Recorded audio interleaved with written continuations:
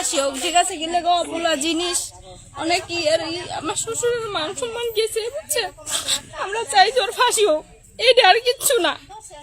কি লেগে আমার শ্বশুরের অনেক মান সম্মান নষ্ট হয়েছে,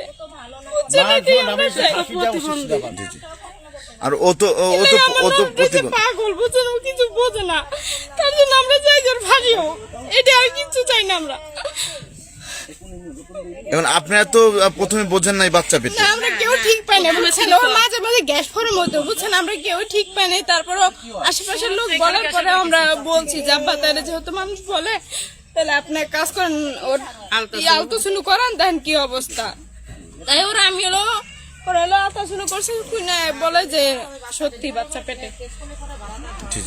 এখন আপনারা তো বিচার চাচ্ছেন ফাঁসি হোক, জি আমরা চাই। সন্দেহ কার করতেছেন একটু যদি এখন ধরেন আন্তাজ আমি কারোর সন্দেহ করবো না, বুঝছেন, কিসের জন্য ধরেন এখন কে করছে আমরা তো জানি না সঠিক, এখন একজনের নামে সন্দেহ করে তার ওনারা। আপনাদের বাসায় একজন তো ছিল? হ্যাঁ উনি ছিল, এখন উনি নাই, এখন ধরেন উনি চলে গেছে, এখন উনি আসেও না, ধরেন এর ভিতরে জানাজানি হওয়ার পর উনি বলছে যে ভাই আতান্তাজে কারো দোষ দিয়েন না, তাই ওনারা হলো চলে গেছে, উনি ওই কথা বলে এই যে গেছে আর আসেনি।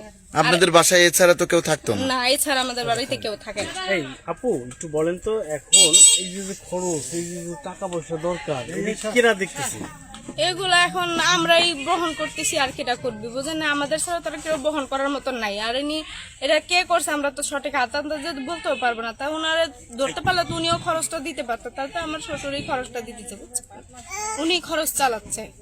আপনার কি হয়? আমার ননদ হয়। আপনার নামটা কি? আমার নাম খুকুমনি।